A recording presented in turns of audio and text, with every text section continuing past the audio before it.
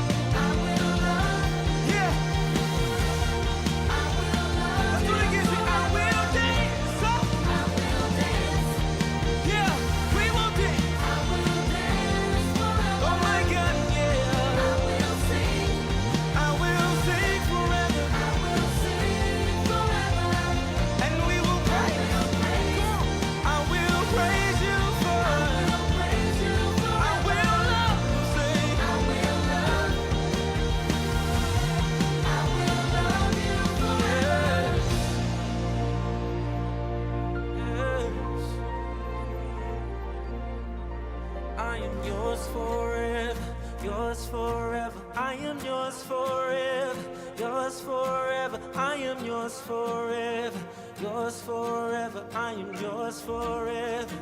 Yes. Yours forever, yours forever. I am yours forever, yours forever. I am yours forever, yours forever. I am yours. That feels good. A little bit louder, we sing.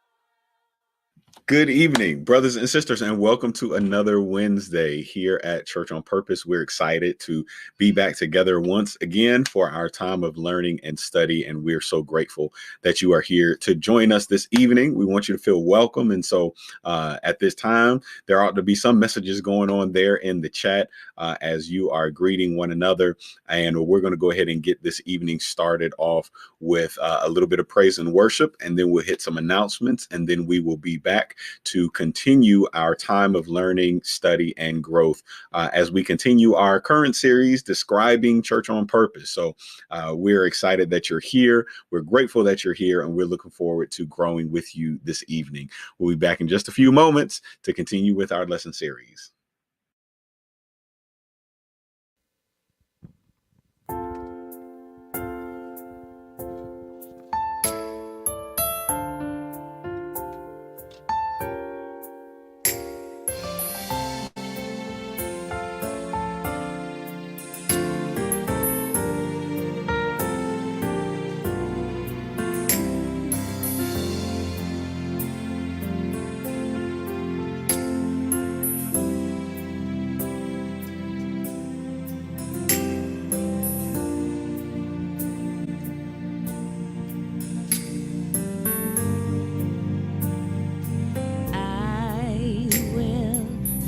Up mine eyes to the hills, from whence cometh my help cometh from the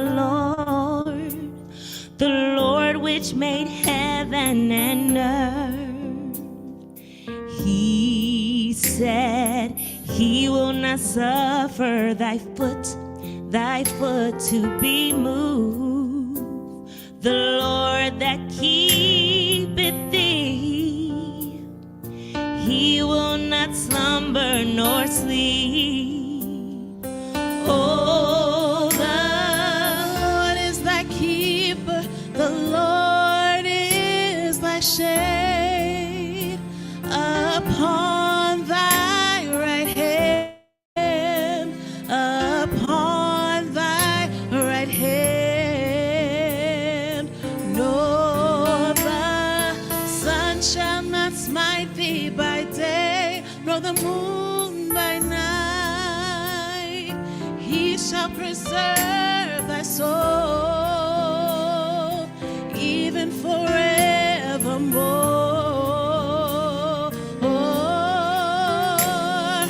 My help, my help,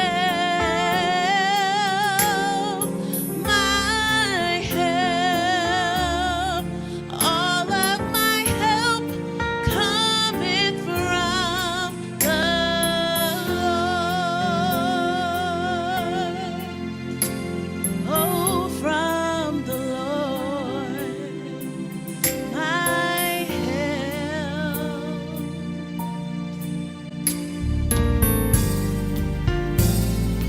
I will lift up mine eyes to the hills, from whence cometh my help.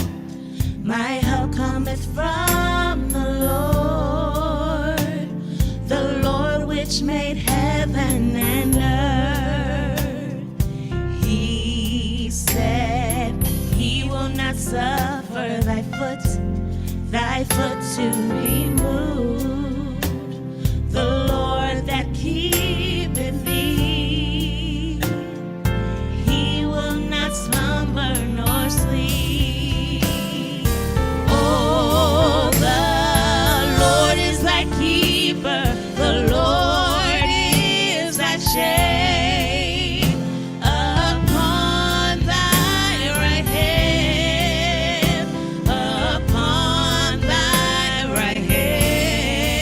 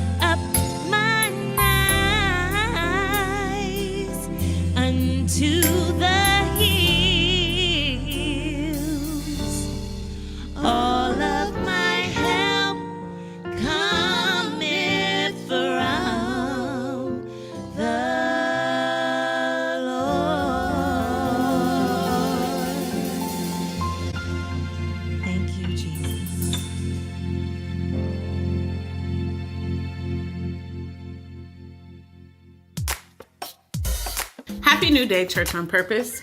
Here are your announcements and reminders for the month. We're so happy that each of you chose to worship with us. If this is your first time worshiping with us, text the word WELCOME to 531-233-5190 to receive a special thank you for joining us today. Mark your calendar for these upcoming events. Our theme at Church on Purpose for 2021 is Who Are You?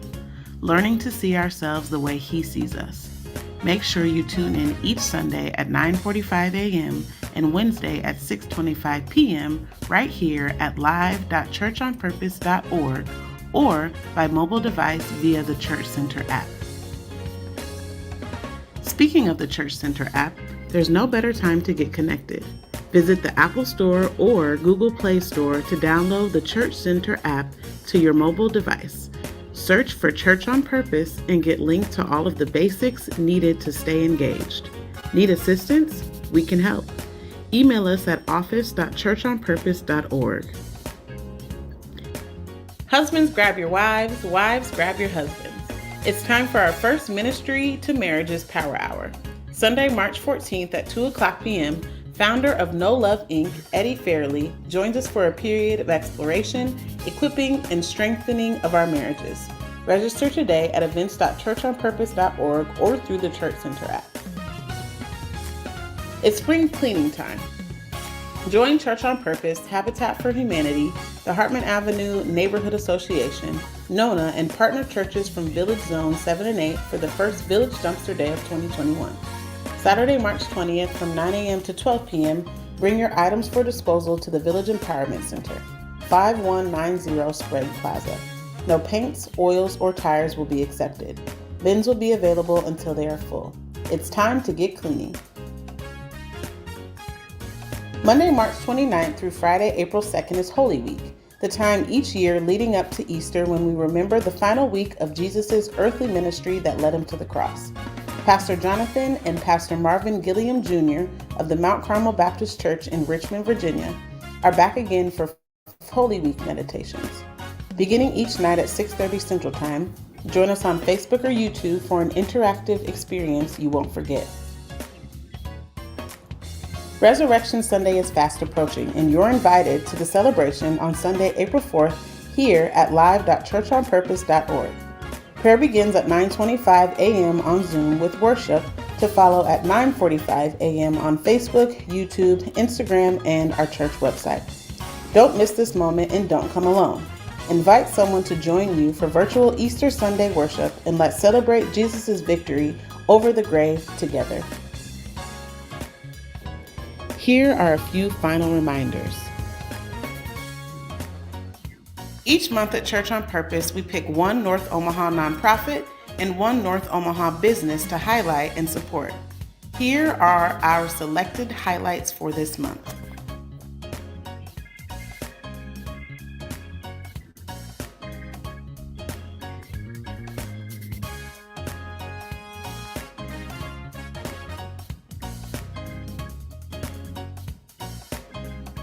Hello, I am Teresa Coleman Hunter.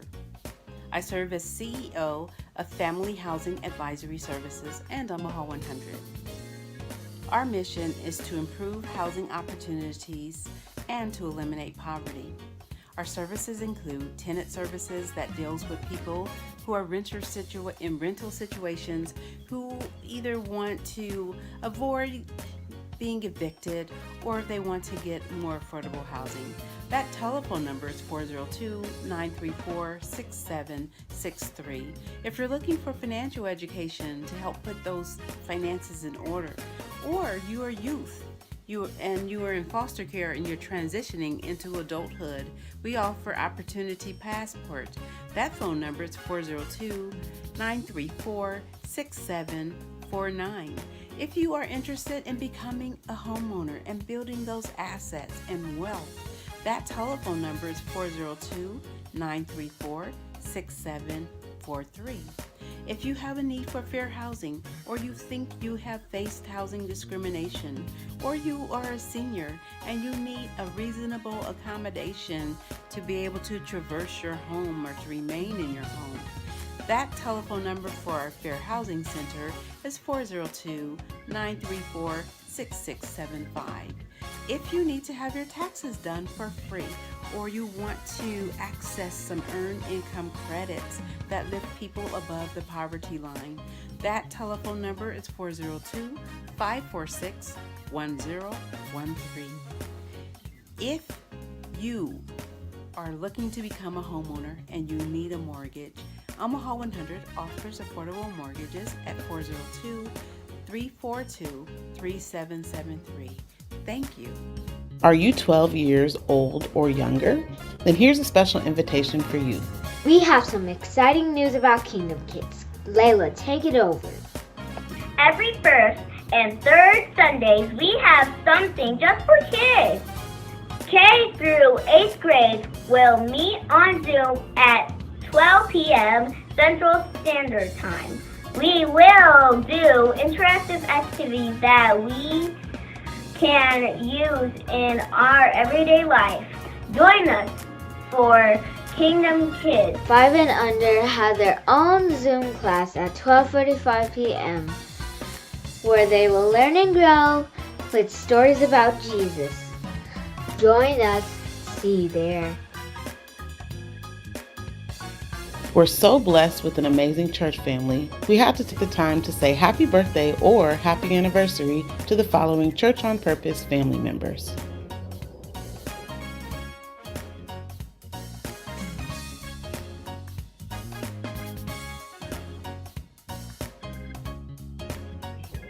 Supporting the work of the kingdom through Church on Purpose is easier than ever. Give online at our website, give on the go through our mobile app, use your existing PayPal or Cash App services, or text any dollar amount to 84321. We couldn't do what we do without your consistent support. Have you supported your church this week? Don't forget, at the conclusion to today's lesson, we'll gather in small groups in the room and online for a period of reflection to answer the 2 questions. What stuck out to me the most from the lesson, and what am I going to do differently this week based on what I learned? To participate virtually, click the reflection link in your Church Center app or go to sun.churchonpurpose.org at the conclusion of this message. That's all of your announcements and reminders for this month at Church on Purpose.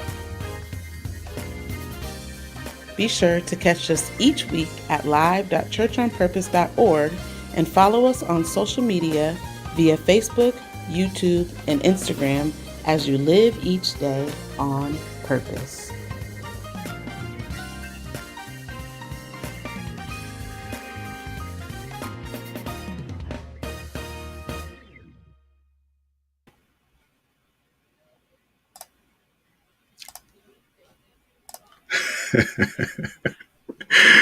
What's up, everybody? Thank you so much for being present tonight. We are glad, grateful, and thankful to have the opportunity to share together tonight. Lots of exciting things that are happening at the church, and I know that we're here at the end of this month of March, and looking at taking this turn into the month of April, and just some amazing opportunities to close out this month, but also to begin April. And so we're grateful for you plugging in here on this Wednesday evening. Thankful as always for Janae and Elisa for leading us in worship and for how the Lord uses them and blesses them. And thank each and every one of you for your presence and engagement. So tonight we are continuing our series titled Describing Church on Purpose. And tonight is our last night of our overview. So we have been, for the last 2 weeks, for the last 2 weeks, maybe a little bit longer. I don't know. I don't remember.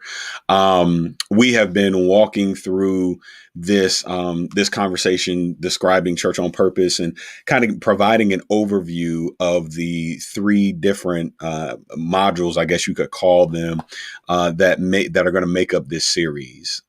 We started off with talking about questions. Yeah, it has been 3 weeks, because we started off just with some general questions to ask yourself before considering committing to another organization or to another individual.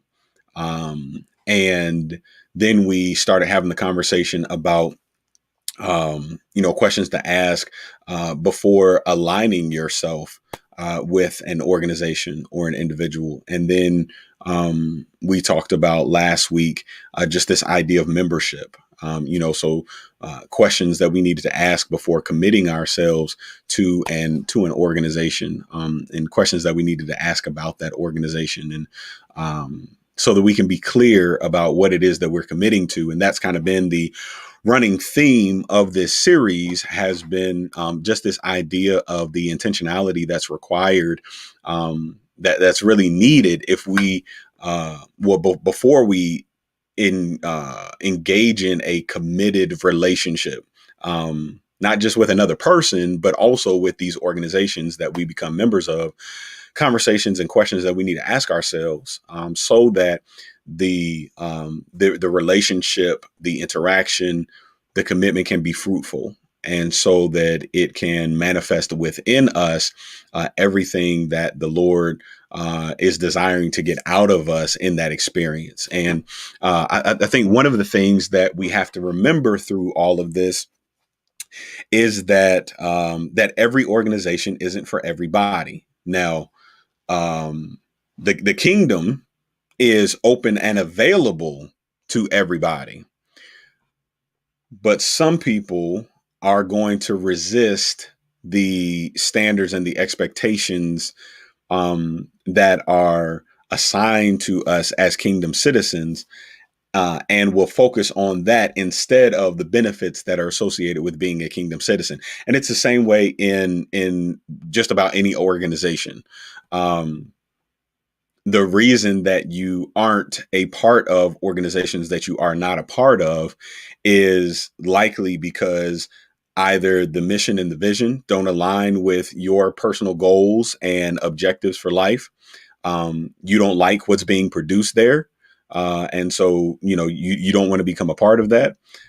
Or you are not willing to do what that organization is going to require you to do if you become a member of that organization. And so, and that's okay. Like, I really, really, really want y'all to understand, like, that is okay. Now, it's not okay that people choose to not be a part of the kingdom. I mean, that's why we exist, to help people to understand the kingdom, so that they will want to be a part of the kingdom. They will want to follow Christ. They will want to lay down their will for His. I mean, that's why we exist. But when we talk about these other organizations and entities, including the small C church, the local church, it's okay to appreciate the fact that every organization, every church is not for everybody. That's okay. And I really think that we could avoid a lot of the hurt, a lot of the frustration that we see and that we deal with, if we were to embrace that notion that that there are different gardens, and some gardens may have the mix that is best for you to grow. Whereas this other garden may not necessarily have the soil mixture that is going to maximize your growth. And being able to identify the kind of soil that you need to be planted in order to become the best you that you can be, in order to become the fullness of who God made you to be. That is an opportunity, but also a responsibility. And this series, hopefully, is helping you to begin to ask some additional questions of both yourself and the organization that you are looking to become a part of, so that you can enter into that relationship with the blinders off, so that you can go into that seeing it for what it is as much as possible, and also allowing them to see as much of you as possible at the beginning of the relationship. We've talked frequently over these last couple of weeks about unmet expectations, and those being the seeds of frustration, and that, of course, going unchecked turns into bitterness, and bitterness ultimately ends up leading to brokenness. And so it's important that we learn how to engage in these conversations, how to ask these questions, so that we can boil down to the information that we need in order to make a well-informed decision with very clear expectations. And so I'm excited to not only wrap up this series tonight, but I'm really excited about when we get back together after Resurrection Sunday and we actually begin to break down each of these individual components piece by piece, because I believe in that conversation. Some dots are going to be connected, some things are going to be clarified, but even beyond that, we are going to be empowered to be the best disciples, the best members, and of course, what we're going to be talking about tonight, the best leaders that we can be.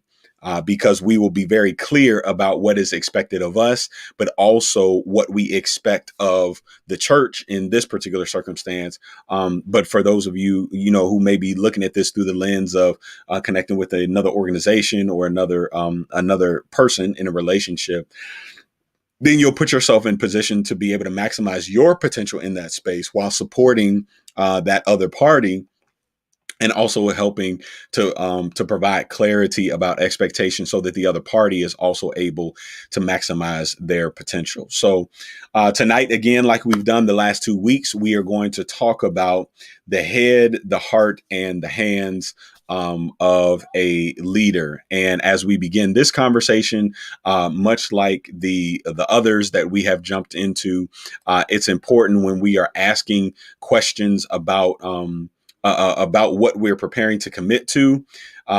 It's important that we remember these questions to ask about leadership before committing to any organization. And these, again, are questions that are fruitful for us to ask, because when we ask them, they are going to expose and uncover the expectations, the goals, the objectives, the standards, all of those kind of things, so that we go into this relationship with a very clear expectation and understanding of what is going to be required of what we're expected to commit to. So questions to ask about leadership before committing to any organization. Of course, what should leaders know? This is important for you as a leader in the organization, because you want to understand those that are leading you and what standard they're being held to. Because John Maxwell talks about this principle called the law of the lid. And John Maxwell, of course, is the leadership guru. And when he talks about this law of the lid, he talks about how a leader can't help people grow beyond their limit. And so if you have a lid, then you can only help people grow to where you are, not beyond where you are. And so it's important of course, that's one of the reasons why it's important that leaders continue to be growing. But the reason this is important for us to engage in this particular question and answer series is because the more that you understand about the expectations of leaders and what's available for the development of leaders, then you begin to identify very clearly how far you're going to be able to go and how high you're going to be able to grow. And if you are in an environment where it's not expected that leaders know much of anything, then that tells you a lot about the kind of leader that you are going to be able to become in that space. But of course, the second question is what should leaders commit to? Of course, again, this helps us to begin to understand the expectations for the heart of a leader and what what leaders are expected to be committed to in their service in that space. And so we'll get into that in just a little bit. And the third and final question tonight is, what should leaders demonstrate? And this, of course, talks directly and specifically about how, as leaders, how we live and the kind of behaviors that we engage in as leaders. And again, while in a lot of these areas, we could list a lot of things that we have already talked about in the other two sections. As we go through this tonight, and even as we dig into this conversation in the future, I want you to think about it cumulatively. And so when you think about becoming a mature member, you can't become a mature member without being a mature disciple. And you can't become a mature leader in the church without being a mature member and a mature disciple. So the things that we've talked about and the things that we've touched on over these last couple of weeks, those definitely fall under the umbrella of what we're going to kind of touch on tonight very briefly. But there will be some things that are very specific in terms of the expectations of leaders and the standard that is established for those that would call themselves leaders as a part of the organization. The target for leadership clarifies the path to development. And so when you understand what is expected of leaders, and when you understand the standard for who leaders are supposed to be becoming, then it helps to clarify for you as an individual in the organization the path to development. This is who you're on track to begin to become.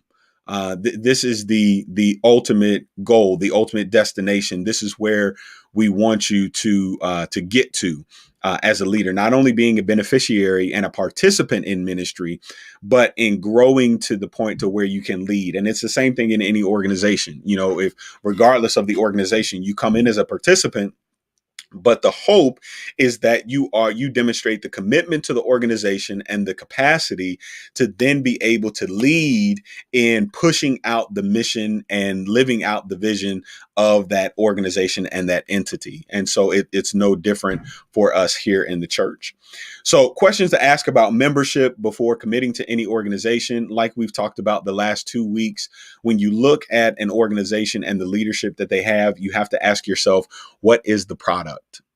What kind of leaders is this institution producing?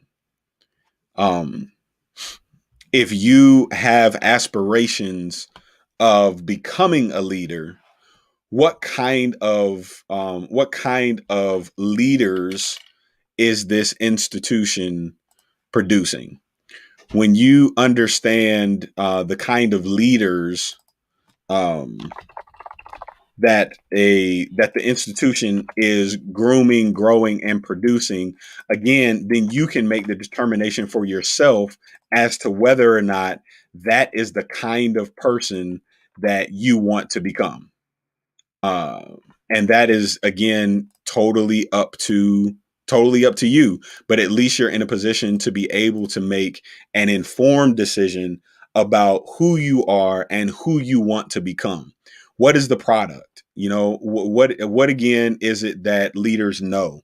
The product is determined by what leaders know and what they understand, what leaders are committed to, and then, of course, what behaviors leaders engage in, both on a corporate level, but then also on an individual level. And so as we kind of walk through this piece tonight, we are going to be looking at those options, those opportunities for leaders to engage in various behaviors that really help to demonstrate their growth, development, and maturity as leaders in the church specifically, because that's kind of the context of our conversation tonight. So the first part that we're going to look at, of course, is this idea of the head of leaders. What should leaders know and understand?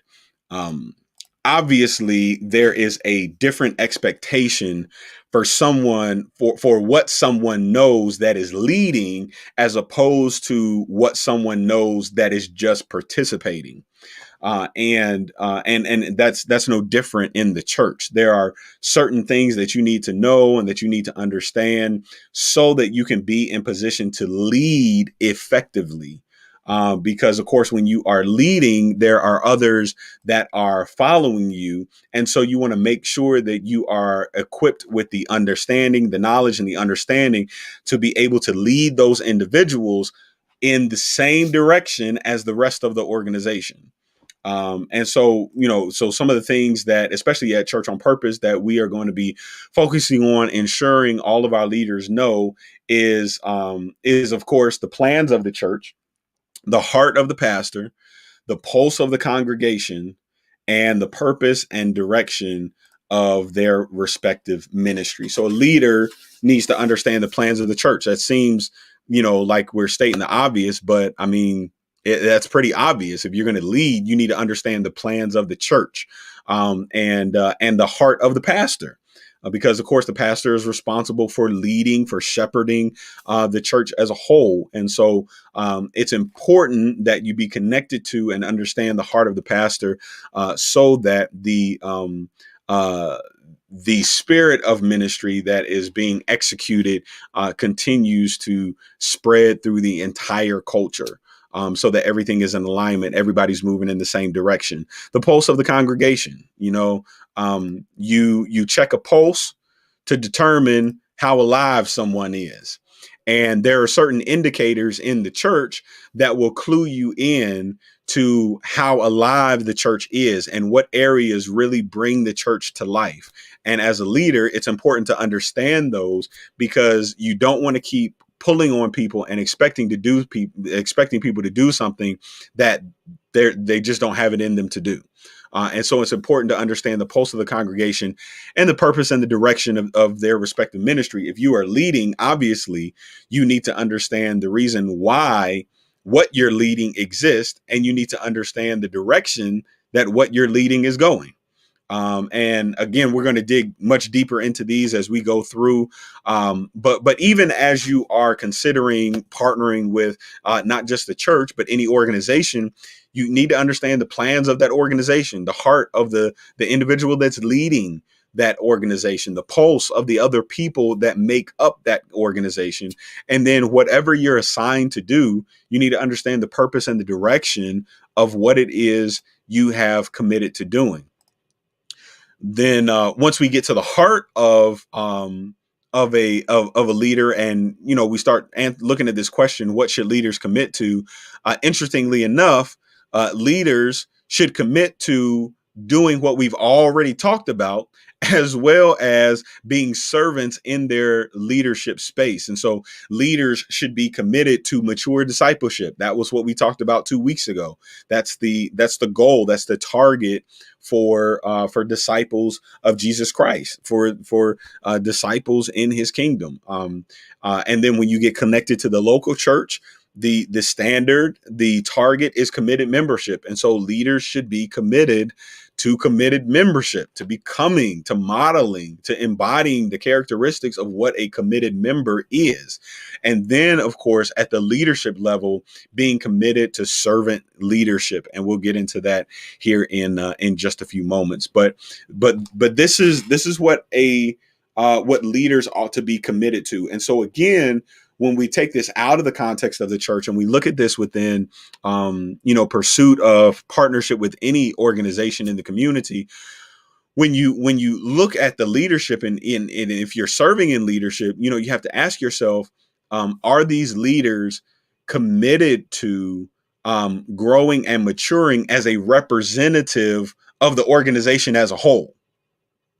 Are they committed to embodying the character, the ideals, the standards, the pursuits of what this overall organization says it's here to be and to do?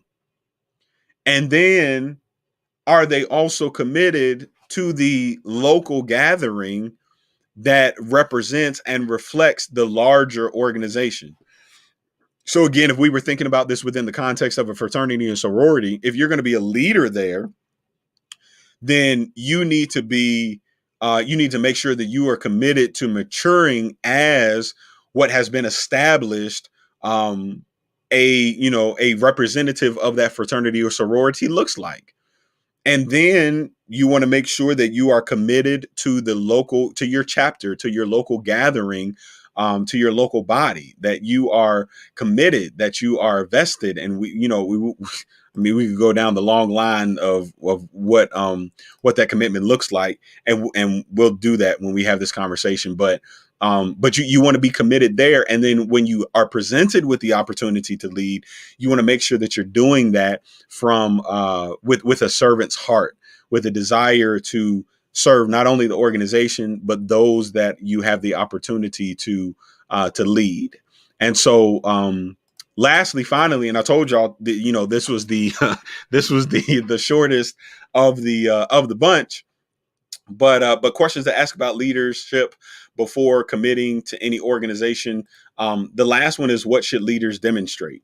And this is where we really start getting into the life of a leader. And here's the deal. This is probably the area, although what happens in this area is an outgrowth of the previous. It's an outgrowth of the heart. But it is oftentimes what is done, what is demonstrated in this area, or what isn't demonstrated in this area, that causes the most tension and causes the most chaos within the organization. Again, it's an outgrowth of the heart. So obviously, if the heart is in a different place, if a leader is not committed to mature discipleship, to committed membership, then it's going to be really hard for them to be a servant leader in that particular organization, and specifically within the context of this conversation, within the church. If you aren't committed to being a disciple of Jesus Christ, then you're going to struggle with being a committed member. If you are struggling with being a committed member and doing the things that committed members do, then you are going to struggle with being a servant leader. Because it is hard to serve and to submit and to humble oneself in a space where there's no genuine commitment. And again, we'll get into that when we have this conversation. And so, what should leaders demonstrate at Church on Purpose? These are the activities that we believe leaders should demonstrate. They should provide Christian care for the membership and other leaders. If you're a leader at the church, you ought to be caring for the membership, but also caring for other leaders. They ought to be moving the congregation toward its mission and vision, both in word and deed, not just talking about it. Not just talking about it, not just talking about, not just knowing what to say about where the church is going and how the church plans on getting there, but engaging in the actions that are going to help the church to get there. Administrating their area of concentration. If you're a leader, you're responsible for something. And you've been given that responsibility because the expectation is that you are going to fulfill the responsibility that you've been given so that somebody else doesn't have to do it. And so if you're going to be a leader, you ought to be able to administrate your area of concentration. You ought to be able to fulfill your responsibilities in a way that honors and pleases God. And then collaborating with others on the leadership team. Nobody leads in silos. Leading in silos is the mark of an unhealthy organization. If your body decided to separate itself into pieces, it would no longer be able to work together efficiently and effectively to be able to help you to get to where you're trying to go. And the body of Christ is no different. We have to collaborate with other leaders with others on the leadership team so that we can effectively arrive at the destinations that we're shooting for.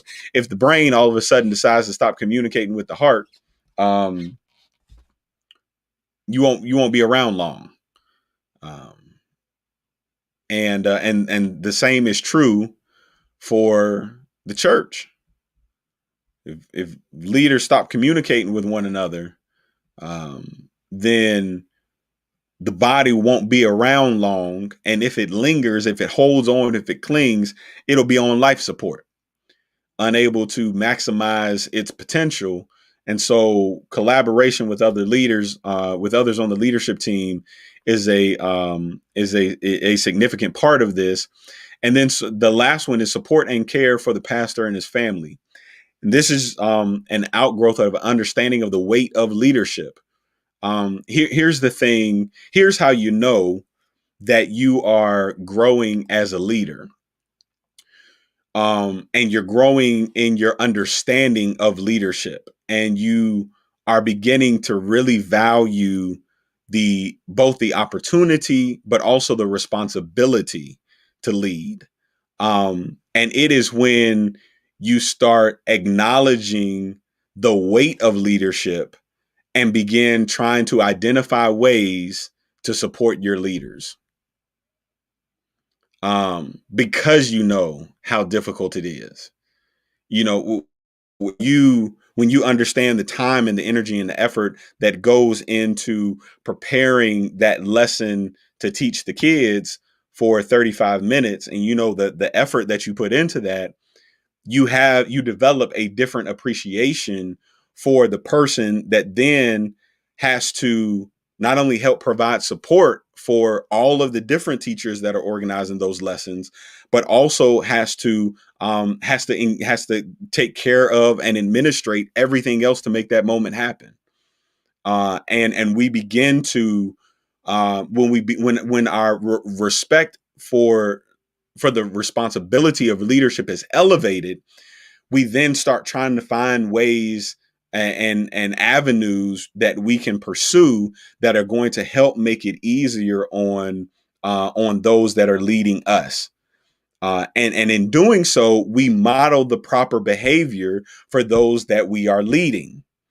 You know, as we look at and we seek out other opportunities to try to support and care for those that are leading us, we set the example for those that we are leading so that they can support and help to support and care for us as we are leading them.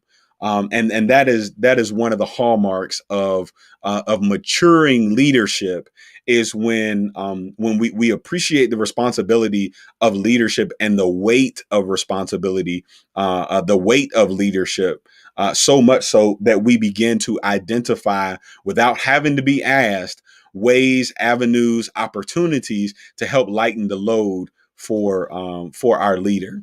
And so those are some questions, just some general questions about what leaders should demonstrate. And of course, that's specifically within the context of the church. But even as we look at that within the broader context of other organizations, obviously you want to, as a believer, you want to provide great care for the members and the other leaders that are in the organization.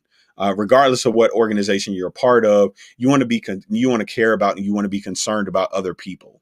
One of the things that I appreciate about Janae in her leadership of the parent advisory committee at Nelson Mandela is that her attention and focus is not just on the programs at the school that team and that committee works on, but that she is intentionally investing in the people's lives that are a part of that team. See, this isn't just a church concept, but any organization that we're a part of, we ought to be looking at ways that we can care for the other members and the other leaders that are part of that organization. And then, of course, as a leader, you ought to be working to move the body collectively toward the mission, the realization of the mission and the vision, both in what you say and in what you do. If you are given an assignment in any organization, you ought to be working to fulfill that assignment. Do your job. There's a reason you've been given that job. And if you don't do the job that you've been assigned to do, you can't just assume that somebody else is going to pick up that responsibility. If the lungs all of a sudden decide to stop working, they can't assume that that the liver is going to jump in and do what the lungs are supposed to do. No, if the lungs decide to stop working, the body's going to die. or be on life support.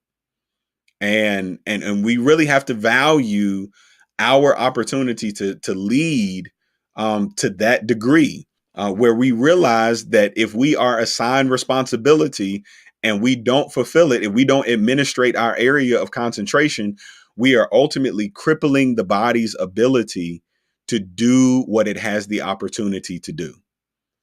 Collaborating with others on the leadership team in any organization, when the better that the leaders work together, the healthier the body's going to be.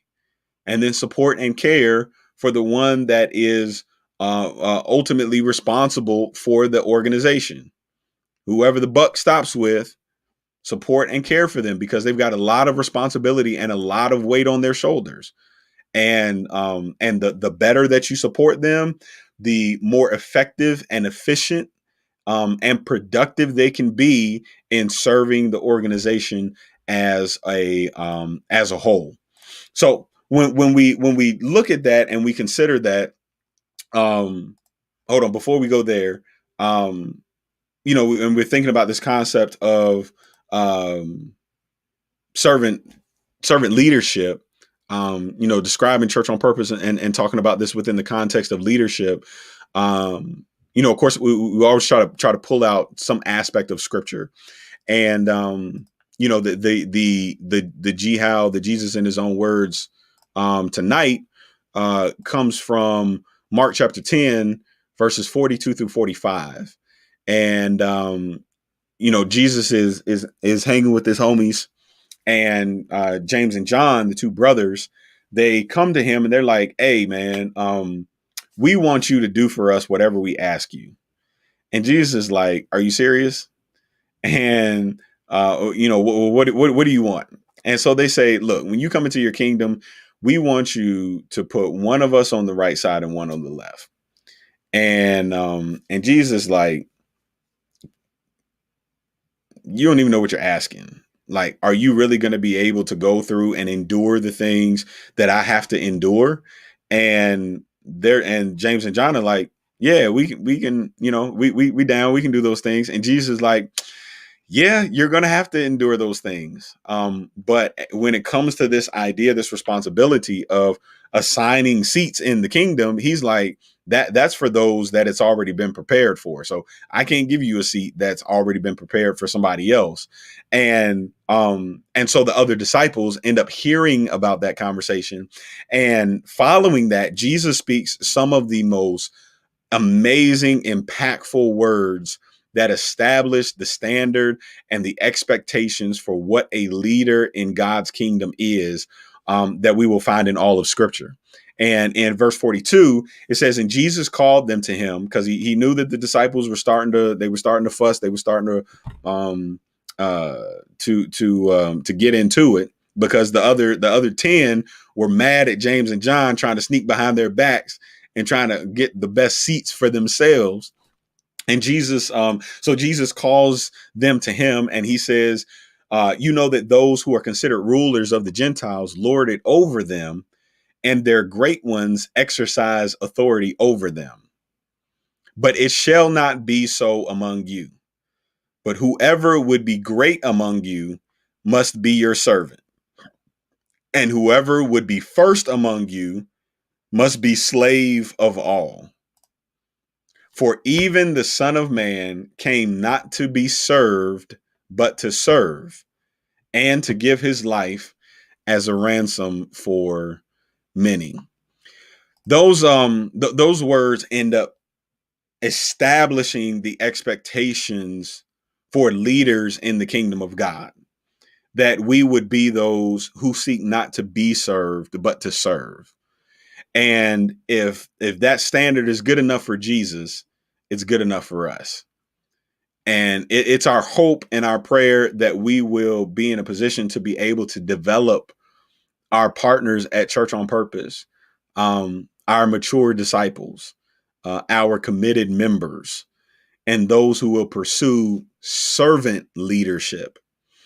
It's our hope that we will be in a position to be able to help you to grow and to develop and to mature in such a way that that you become a leader that Jesus can be proud of and pleased with. That's our prayer, that you don't think it robbery to serve. Um, that a task that's available to be done doesn't end up being beneath you. Um, but that we identify those opportunities to serve, that we seek out and we search and we become experts at identifying opportunities to serve. And in doing so, we lead and we model the kind of behaviors that others ought to replicate and duplicate in order for God's kingdom to expand, for people's souls to be saved, for their lives to be transformed, for them to be empowered with the purpose that God has given them so that they can move forward. And so, when we get into this conversation, in our Zoom group and we really start digging into what leadership looks like, um, it, one thing that we want to be prepared for, and honestly, this really should apply everywhere, but oftentimes it doesn't, because in a lot of cases, we assign titles and roles and responsibilities with hope, um, meaning that people are given titles, and then the hope is that they will fulfill the duties and responsibilities associated with that title that they have been given. And unfortunately, more often than not, the opposite of that ends up happening. And so, at Church on Purpose, where we are headed, as we have now been able to clarify the target for leadership, and we know the kind of leaders that we need to be developing and maturing into and becoming, um, you know, titles, roles, responsibility, leadership, all of those things they're not going to be the dangling carrot any longer. The title isn't going to be dangled in front of our faces in hopes that we will it will motivate us to do what needs to be done and to become who we need to be. But titles, roles, responsibilities, leadership is going to follow demonstration, not the other way around. Um, as opposed to the title becoming the goal, the title is going to be the collective affirmation that you are already engaging in the behaviors that fulfill this role and responsibility at the church. And it will help us to ensure that everybody's in the right seat on the bus, and that once you get into that right seat, we can then intentionally develop you to maximize your leadership in that space. And that's so valuable because the demonstration before the designation provides evidence that this is a place where your heart really resides. Because if you we can oftentimes identify what is most important to us and where our passions lie when we consider what we would do for free. And that's not just without monetary compensation, but what we would do without accolades, without recognition. What kind of things what kind of things are we so passionate about that we would do them without anybody patting and saying good job? What kind of things will we do that where we would keep doing them and find fulfillment in doing them without ever receiving an award or a reward for doing the thing that we do? When we begin to identify those things, then we're tapping into our passions, and as we identify those passions, it opens up the realm of opportunity to be able to grow in service in that area. And we are excited about that opportunity. And so as we grow, as we move forward, the challenge to you all, whether you are, whether we're talking about in church or whether we're talking about, not just in church, but in any organization in your life. If you are a leader, be a leader before you are called a leader. Be a leader before you obtain the designation of leader. Show up early. Stay late. Be faithful to your responsibilities. Follow through on what you say you're going to do. Be realistic about what you can do. And don't bite off more than you can chew. And embrace the mundane. Because oftentimes, we like to look at the end of the road and see all of the exciting things that that leaders get to do down the road. But truth be told, a lot of leadership is very mundane. It's very boring. It's doing the same things over and over and over and over and over again, oftentimes out of the sight of people, in hopes of being able to produce some kind of fruit and some kind of change, transformation, new opportunity, growth, and development in those that are following. Embrace the mundane. And if we can get good at being leaders before we become a leader, before we receive the designation of leader, then the things that we will see God do through us as servant leaders, we just don't understand. So we'll continue this discussion, this dialogue of describing church on purpose. I'm excited about this conversation this year because it is really going to bring a lot of order to places and spaces that have lacked it. And it's going to help us to grow up and to be better for Jesus. And I'm excited about that. Growth should be exciting. Although growth is oftentimes painful. It's good pain. It's stretching us. And anytime we begin to be stretched, we are being given the opportunity to become more than we ever were before. And I know the people that are watching this broadcast tonight, and I know that you don't have any clue at how much more you have within you to give this world before your time is up. You have no clue. But we are here to help you to grow, to become the person that you need to be to make the impact that God created you to make in this community.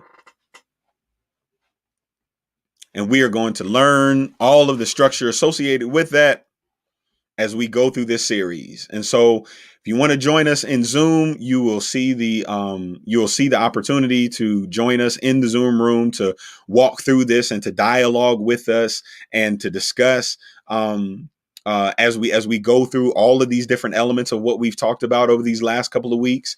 Or if you just want to catch us on social media, we'll be here every Wednesday. And you'll have the opportunity to observe the conversation that's going to be taking place. But there's going to be some exciting growth that takes place, and there are going to be some leaders that begin to really shine as they walk into who God has made them to be and begin to stand and operate in our community with the courage and the boldness that only comes from knowing that you are doing what God created you to do. And I'm excited about that. I am excited about that. Omaha has not seen some of the best leaders that exist in this community yet, but they're going to see them soon.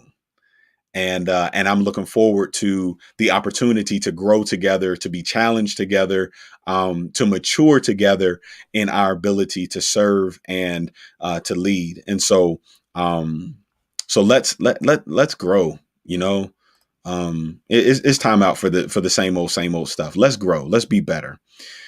So again, remember, tonight, this is the conclusion of our overview.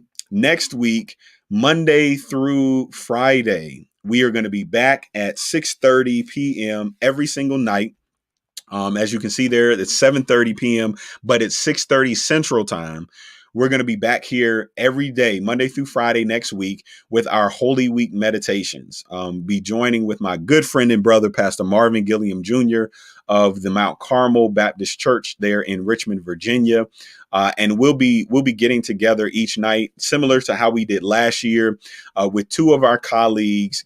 So it'll be a group of four of us. And this year, we are going to be reflecting and meditating on the supporting cast of Passion Week. So we're going to be looking at some of the different role players in that final week of Jesus, and some of the things that we can learn from that experience. And so it's going to be a really great week. I'm really excited about it.